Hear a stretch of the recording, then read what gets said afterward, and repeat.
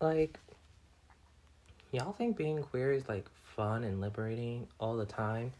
We also have like our downsides to it because we also have to go around and see like, people being in love, and then we think we're never gonna find love. And on top of that, like, if we're like two people, and by people I mean straight people, think that we're being too authentically queer, and then we get called out for it when we don't call them out for being straight. So what's your point? No, but really, like, what's your point?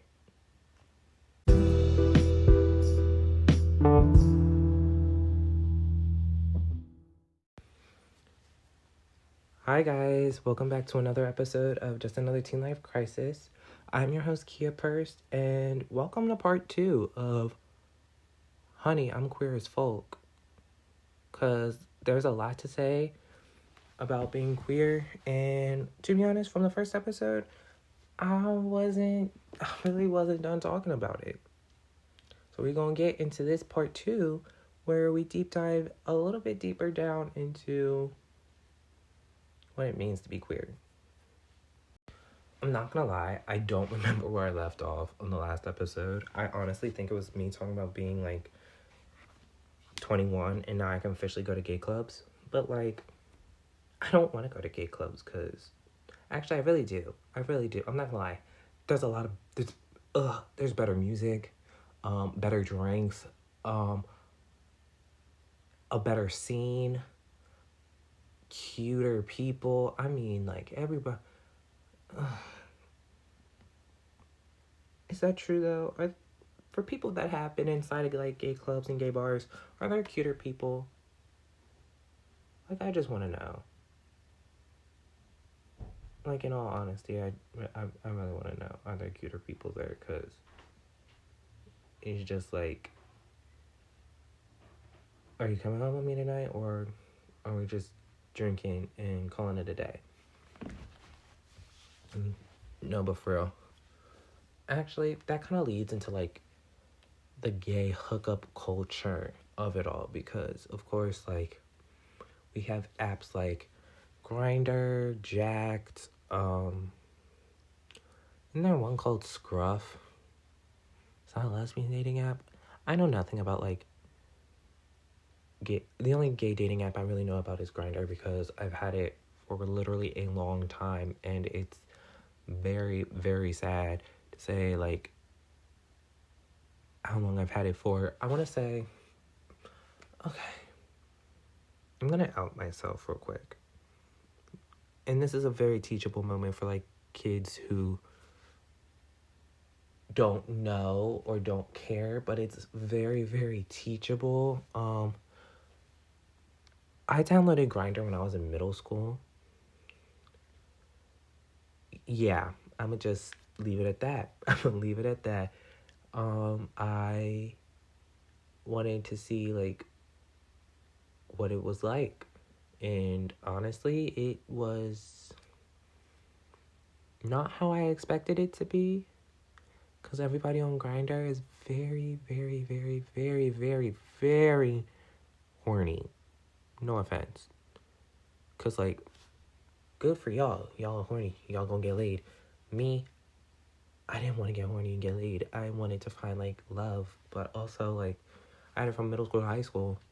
And then when I was illegally allowed to have it, I didn't want it anymore because there was no point in me having it. And then I did recently download it like after a breakup because I wanted to see what was in my area. And nothing really has changed from Grindr. It's just, I mean, there are some really, really good Grindr success stories. Not gonna lie, kudos to them. But like for me, it's not a success story because everybody in my area just wants to like get their dick wet, and I really don't want that. I'm just like, I wanna find love, and y'all really out here like showing me your dick first without even taking me to dinner first. And I want a meal. I really do. Like, I'm actually kind of hungry, even though I just had like a full pizza, but like I'm still kind of hungry. Anyways,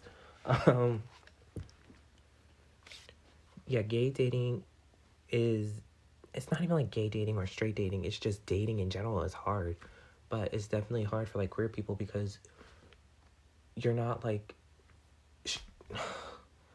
if I really want to talk about it, straight people don't have to come out. They don't. It's just, hey mom. It's like, yeah, hey mom, I got a girlfriend. Cool. Dad, I got a boyfriend. What's his name? Like, they don't have to come out. Like, and it's sad because, like, the queer community shouldn't have to come out either. Like, coming out should not have to be, like, this full-on thing where it's, like, it should just be like, oh, okay. I wish when I came out, I could have just been like, hey, mom, I like this guy. No, I literally had to have, like, the whole sit-down conversation. I wrote my mom a letter. I had the whole conversation and sit down with my grandmother. I had the conversation with my grandfather. I had it with my dad. I was like, this is too much. Just let me come home for Thanksgiving, bring home this nice person, man, woman, non-binary, gender fluid. Like, honestly, I just want to bring a person home and be like, hey, I'm dating them. And not have a problem with it because I just want them to be like, am I happy in my relationship? That's all I need. I don't need like a million questions like, when did you know? Why do you think you're this way?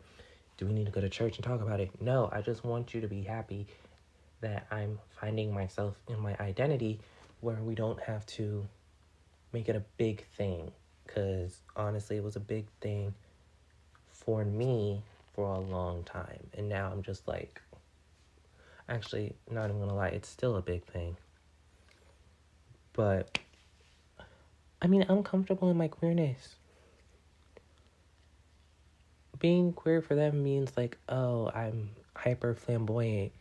Oh, I'm going to basically be more of a woman than I am a man. No.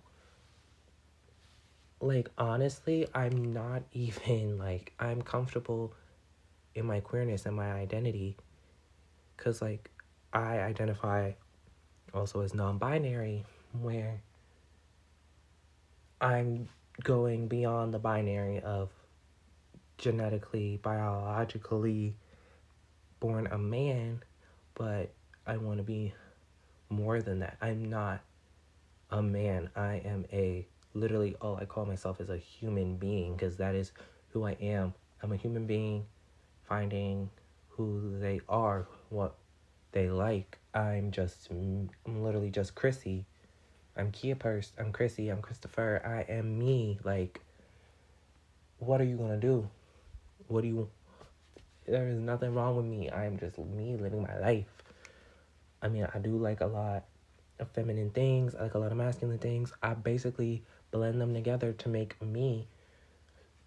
And that's just my fluidity. That's my binary spectrum. Like, there's the whole reason why I identify as non-binary because gender is a big spectrum, along with sexuality, of course. Those two things are various humanity, big spectrum. It's not just like the Kinsey scale. If y'all haven't heard of the Kinsey scale, it would just be like, oh, if you're like, I think it's like 0 to 6. It'd be like 0, you're extremely straight, 6, you're extremely gay. I'm nowhere on that scale because, like, it's stupid. It really is, like, so stupid. Like, come on. Like, what is the Kinsey scale going to teach me? Oh, how gay I am today? No, because what is that going to... No, that doesn't prove anything. I'm just me. Like, being queer, you're just you. And you get to celebrate that every day of your life. You get to celebrate it for a whole freaking month, too. You get it when you please. Like, because... This part 2 is more like the seriousness of being... I'm really realizing this, that part 2 is more along the lines of, like, seriousness, and part 1 was more like, oh, shits and giggles. Well, it was still kind of serious, too, but, like, you know, underlying seriousness is just getting very, like, deep down into it. Mainly. Yeah. Okay.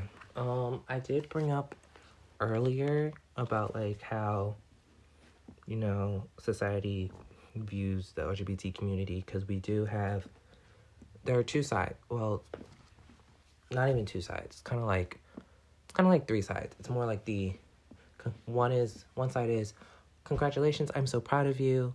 Another side is, oh, okay, cool.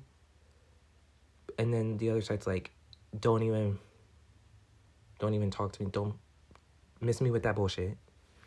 Because I know very, very early on, pre-2010s, I want to say not even pre-2010s, I want to say pre-2015, 2016, is very not accepting of, like, people of the queer community. Very early on, we had they would blame us for, like, the AIDS epidemic, because we had to go through that. We fought through that. We had Stonewall with Marsha P. Johnson. May she forever be a queen. She is one of the LGBT activists I look up to the most in life, because she is just... If y'all don't know who Marsha P. Johnson is, y'all need to look her up and look up the story for Stonewall, because Black and brown trans women helped us get to where we are today, and may those women rest in power, rest in peace, because they walked for us to run. They really did that, and I'm very, very proud. I'm getting very emotional during this episode. Oh my God. Y'all just have no idea. Like, talking about, like, my coming out story with y'all is something I don't do enough or at all, because I don't like to remember it. I like to bury it deep down so I don't have to remember it. But, I want to share my experiences with people. That's why I created this. I want to share experiences that I go through on this show with people, especially with people in our age range, because we all go through so many things, and all of us don't know what we go through. That's why we all keep it to ourselves.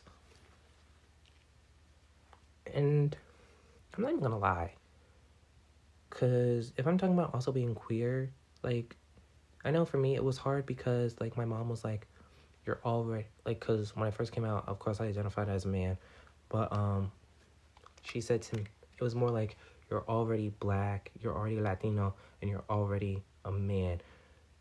Those three things make you hard enough, makes it hard for you enough already in life. Why add being queer to the mix? I'm like, I honestly couldn't help it. I couldn't. It's not like I chose to be like this. Like, this is just who I am. It's just how my heart feels, how my brain works, how I am very just me. Like, I can't help it.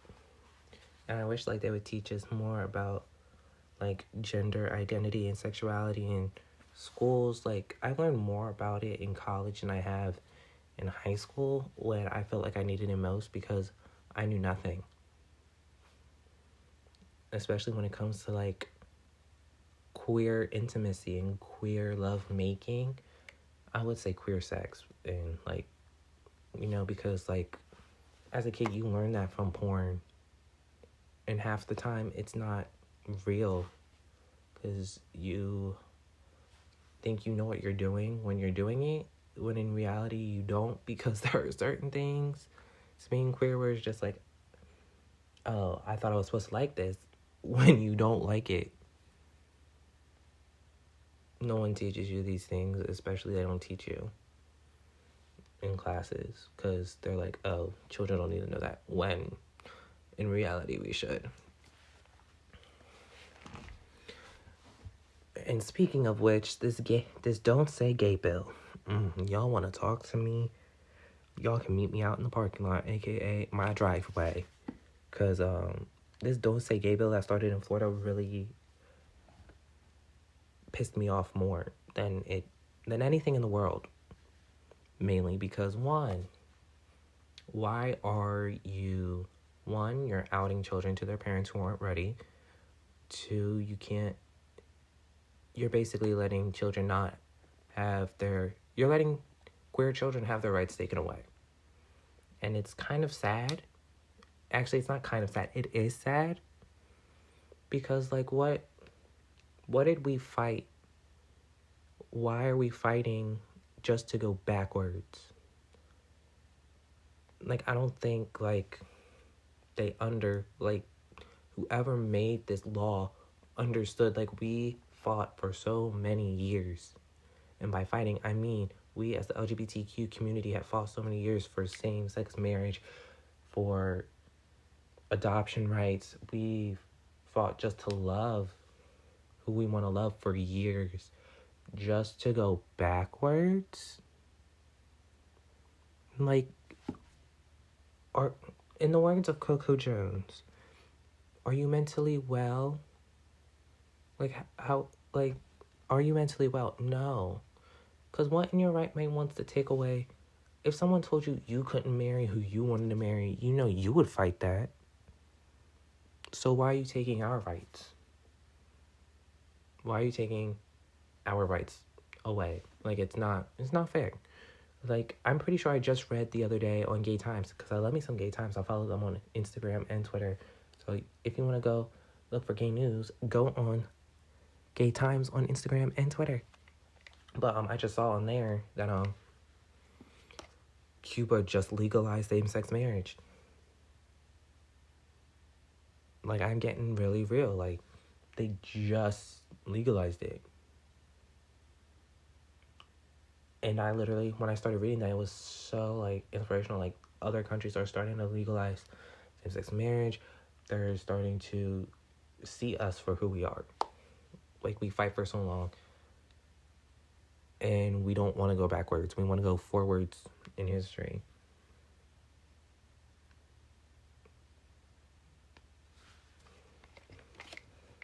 It's very, very important that we do. Because if we don't, like, what are we doing? We're not evolving. We're literally going back to, like, what? Pilgrim times? This, honestly, it's just very, very, very much needs to get spoken out more. Because if it's not, then what are we doing? I'm not sitting with my hands folded like so. I will literally, watch me be out in the street with a protest sign. The way I'm talking right now, I feel like I am an activist. And I know, like, I haven't even decided to earn that title, but it's a coming. It really is. Maybe I need to write a book.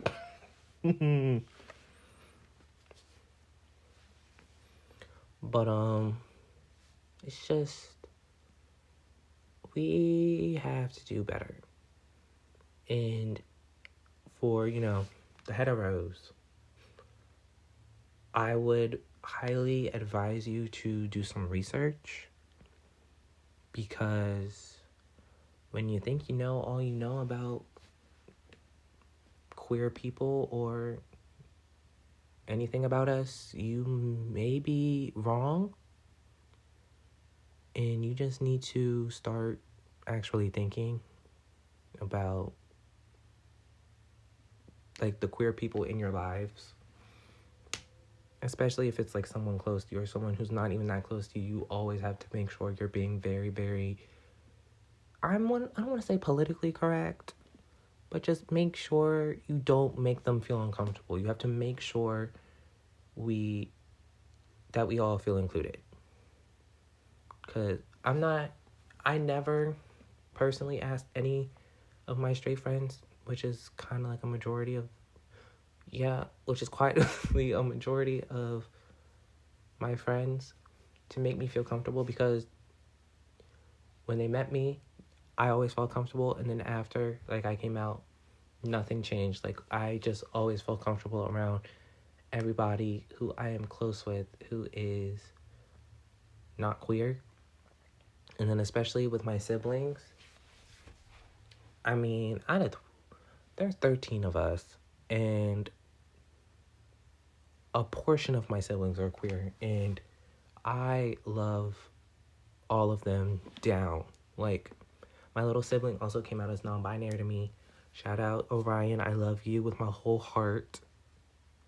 My whole heart. When they told me that they were non-binary, I honestly told them back that I was non-binary as well. And I actually need to text them. I haven't texted them in a minute. I need to see how they're doing in school, because I know if they failing, I'ma hurt them. And then, like, my twin, we're not twins, but, like, we call each other twins. Like, we're both queer. I love him. He's, like, my whole heart. Literally, like, my other half. Literally, like, if I could say I have a built-in soulmate, he's my built-in soulmate. We just have separate moms, but I still love it. Love him. And it's my bestie. I just love, like, the queer representation in my life. I have a lot of queer cousins. Like I said, I have queer siblings. I actually have, my best friend's mom is a queer, she has a LGBT group. Like, there's just so much, like, resource of queerness around me. And I just love it. Because I didn't have this growing up. And this is honestly what I needed growing up. And just like starting to accept myself and watch myself blossom has really gotten me to understand like I said in part 1, what it means to be queer for me is that I feel liberated to be my most authentic self. Because if I wasn't, I wouldn't know where I would be in this world, honestly. I probably would still be very deep in the closet, still very straight acting, still very listening to my family. I don't think I would be as happy as I am now, because mostly, thank God for therapy. Therapy helped me get through it all. And I love it. So thank God for therapy, but also thank God for the lovely queer support system that I have. That's not even just like the queer support system, just like the support group that I have. And I could not have thanked them enough for all of this. So, like, that's part of me also saying, like, you make sure, like, if you are queer and you're afraid to come out, make sure you have a positive support group that is going to love you unconditionally and will not judge you for anything, because those are the people you know that you will be happy to be with in your life and happy to have in your life and just happy to be around, period. And hey, if y'all ever want to come out to me, I'm fine with that. We can go out to, hell, I've always wanted, like, just a core group of queer friends where we can all just go get coffee and talk shit and throw a little shade. Because that just sounds, ooh. Isn't that the gay version of Sex and the City? What is that? No, really, what is that? What's the gay version of Sex and the City besides the L word? It just had a show. Damn, what was it? No, really, I'm blanking, and it's sad because I really did like it. It was the old version of Queer as Folk. I did like the new version too, but, you know, it got canceled after one season, which was kind of upsetting.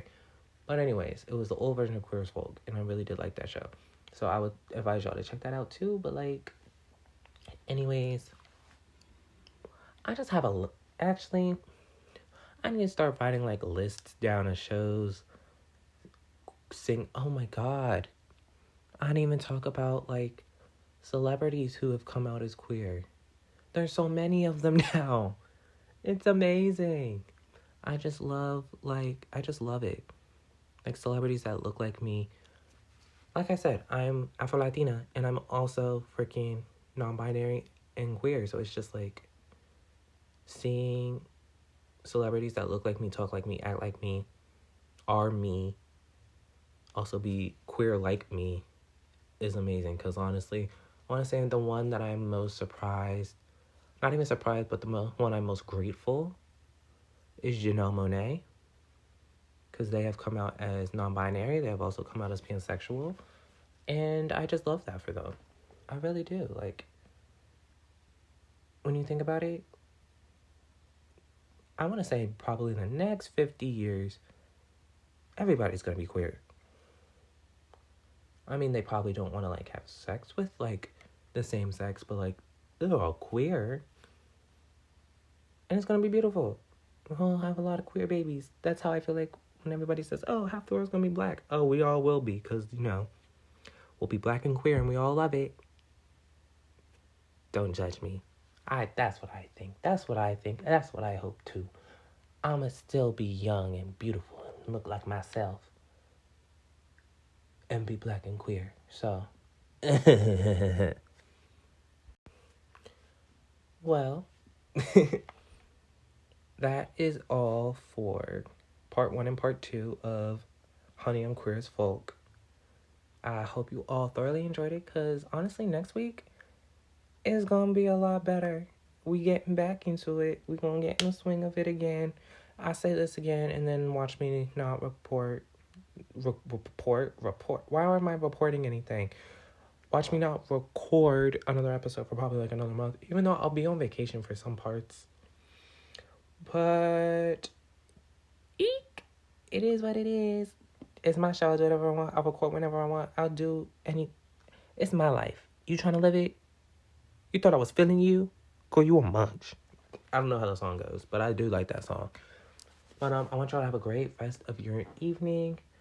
Be safe within this next couple of weeks or week or whatever, couple days. Who knows? We'll talk again soon.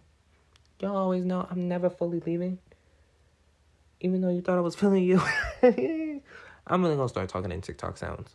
I really am. But I want y'all to be great. Have fun. Get lit. Have a good life. And we will be back. And I will see y'all in the next one. Okay?